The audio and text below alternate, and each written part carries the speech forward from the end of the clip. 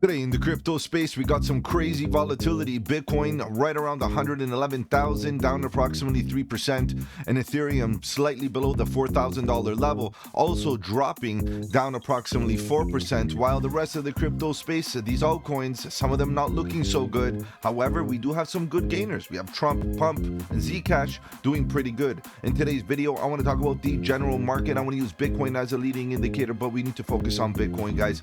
Step back from the risk and focus on what Bitcoin does the next little while, because ultimately, if Bitcoin shows some strength, we might still have a chance to end this month bullish. So you know what? Let's talk about the news, let's analyze the charts, and let's strategize to capitalize.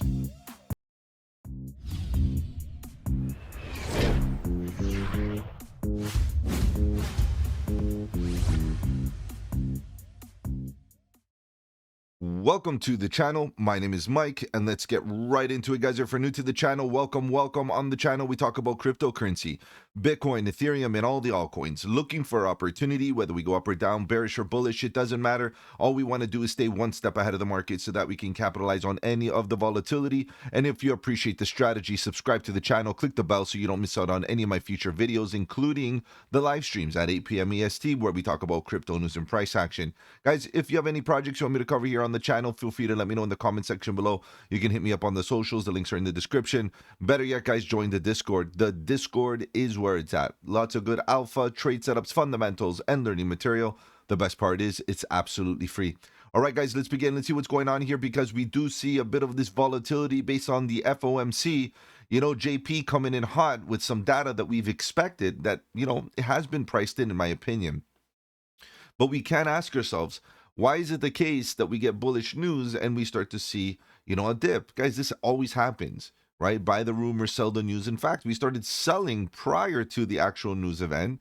The market already had priced it in. The market already was propped up very nicely. They expected that the news was going to come in hot, as expected, and as it did, right? And then all of a sudden, boom, people started selling off and preparing to de-risk. It is what it is, guys. This is typical. However, the recoveries can be quite aggressive. Now, I don't want to get super bullish yet, and I obviously don't want to be bearish, but I got to, call it as it is.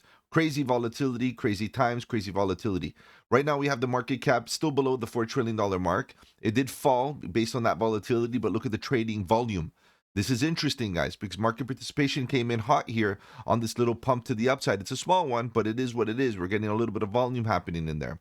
Now, looking at the rest of the space and looking at what Bitcoin is doing, you got to admit, at the current moment, this rollover, this 1 hour fractal, this distribution doesn't look good. It doesn't look good whatsoever, right? It's a sign of a reversal. When you see these rounded tops, we see rounded bottoms, it's likely that we see some follow through to the upside. When you see rounded tops, it's likely we see some follow through to the downside. And you can see that, right? Ethereum is still on a retracement, down approximately 4%, and the rest of the space is also down a few percent. To be honest, Bitcoin dominance was actually falling in the last little while as we were seeing the sell-off, meaning that altcoins, generally speaking, have been holding up relatively well considering Bitcoin's large market cap and dropping 2.7%. A drop on, even Doge or any of these that are similar, means that Bitcoin dominance will fall, right? These are smaller, much smaller market cap than Bitcoin. So generally speaking, we can see that the market is, not that bad. Maybe we're down 2 to 3% on the alts, generally speaking, depending on the alt that you're looking at. Zcash is still up approximately 12%, which is amazing to see. A lot of the charts are still bullish. If you look at BitTensor, Tau, still looking good. Even Polkadot, who would have known Polkadot looking good still? And it is what it is, guys. And even still on the 1 hour, if you take a look, the truth is that, yes, we look like we're rolling over, but did we confirm any market structure of a lower low? The reality is, no, we didn't, right? So, okay, it doesn't look good. Yes, it feels bad. I get it. But the truth is, 1%, 2% dip to the downside is not a big deal. And if that, because some projects, look at Matic, didn't even do anything.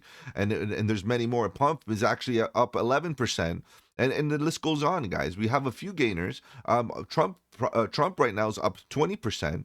It is what it is, guys. While we see some of these projects dipping, some projects are rising. Majority of the market is slightly red. But guys, let the volatility end, and obviously we got to give it some time to absorb. Now, what about this volatility, guys? Just let's see what's happening. In the last 15 minutes, a bunch of liquidity, guys. $300 million worth of liquidity has been flushed out of this market, basically. And, people getting wrecked, liquidations everywhere. Okay, and as he, comes up with the speech, this is what you get. This is why it's so important that people really understand the issue with trading news. Trading news is very volatile because the truth is that by the time the retail market gets the news, it's already late. It's already been priced in, and then by the time it actually gets issued, or as even it leads up to get issued, we start to see crazy volatility in the opposite direction. This should have been a bullish moment for crypto, Bitcoin, the markets, and all the markets started dipping. It's not just crypto for that matter. So it is what it is. As you can see, JP, the interest rates decreased the interest rates by 25 basis points, which is what we wanted, right? And then we have some more bullish news. Federal Reserves to end quantitative tightening on December 1st. Guys, it is what it is. This is what we've been waiting for, despite we start to see the markets dip. So what do we do here, guys? We got good catalysts. We got good economic data. Generally speaking, the only thing that's putting pressure on the sentiment is price. And you know what that means, guys. Price is not a good indication of sentiment, right? At the end of the day, the sentiment should be bullish here. But of course, if we start to see negative, if we continue to see sell pressure, guys, all we could really do is defend ourselves. But ultimately, the overall stage has been, set right now for some bullish momentum. Are we getting it yet? Guys, we're going to have to take a look, of course. Let's see what's going on here with Bitcoin. Guys, I know you're here to talk about Bitcoin because at the end of the day, Bitcoin is the leading indicator of this market. But is it giving us any indications right now? Well, the indication is this. The indication is that we did play games here. Guys, we hit that point of interest here that I was very clear about. We got that rejection, was ugly. We started zooming in on lower time frames and looking at the reversal. It happened. Unfortunately, this was the bullish response that should have got us really, really in a bullish stance. This rejection here is not a good one. It's actually a quite ugly one. In fact, now I'm getting to the point is, look, if we start breaking below this white line again, it could be like now could be the final bearish attempt where we break below this low and we start coming down much more than we expect, fulfilling a bearish prophecy of much lower levels, right? This is the truth. This is how critical this level is. Now, am I going to say, that has to happen? No, because we're still above the 200 daily. We're still at good levels. The truth is we didn't make a lower low below this low. We didn't even break below the October 10th wick. That's still okay. The horizontal structure is still intact. We still got a lot of goons right here accumulating and selling and buying and selling, doing a lot of price action, as you can see the volume profile. We still have the price action looking left that could still act as support, meaning that there's people that might want to defend the range. Right? But then again, if they can't and they don't have enough strength to do that, that's liquidity ready to be hunted right around, I would say 97, 400, more or less, between 102, which we almost tagged already, even with this dip. So the truth is that we're not tagging these levels.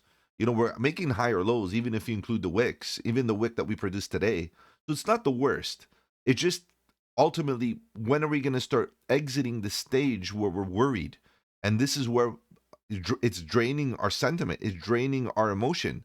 And right now, this is where you get capitulation via time. Time-based capitulation is ruthless, and you're feeling it right now, guys. If you're still lingering in this market, congratulations for having the stones to hang around. But you are feeling those emotions that, technically speaking, it's like being drained out of you. You're basically, your patience are running very thin. You're annoyed, you're tired.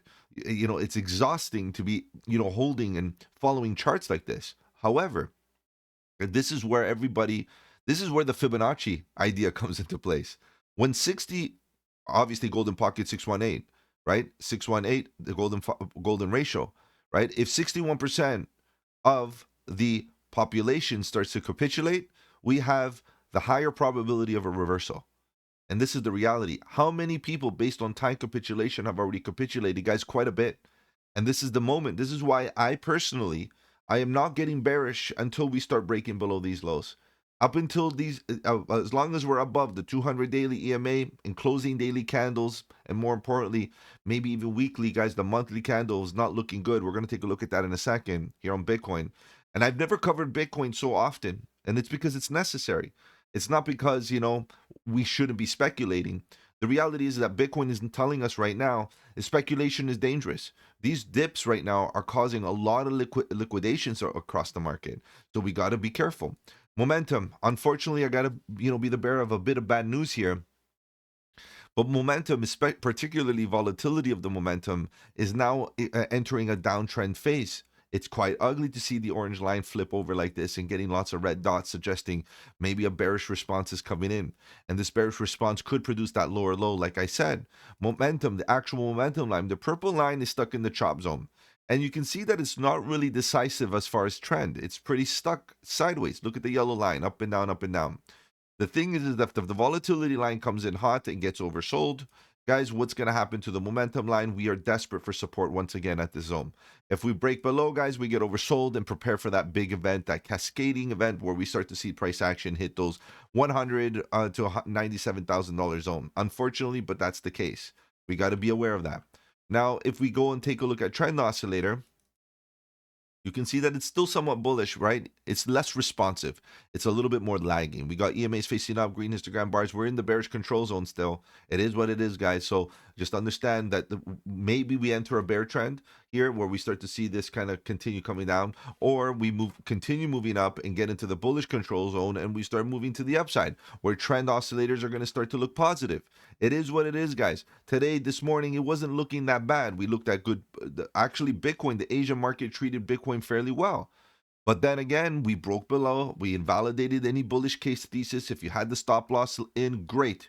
Because ultimately that's the way it is, guys. We need to be prepared for any volatility, even if it's bearish, unfortunately. And if it means that we got to get stopped out and take a hit, right? Take a small loss, guys, it is what it is. That's what makes traders good. A good trader knows how to take losses, right? We're going to lose one day. We're going to lose trades, guys. And you just got to be a good loser. If you're a good loser, raise up your hand. Because at the end of the day, that's what we need, right? We need to be good losers when the thesis doesn't work in our favor. Ultimately, guys, we're still in a good spot. I don't feel like we need to be absolutely bearish just yet. As long as we are holding this level, and this is critical level, we're still okay. Now, I definitely want to look at the monthly candle. This is a lot of what people are looking at right now. This morning, this was looking like a perfect doji, a very indecisive candle. It is still somewhat, let's put it out there, somewhat indecisive. But still, guys, it's looking more bearish as the time progresses. Now, the monthly closes, in fact, it closes in 2 days and 5 hours.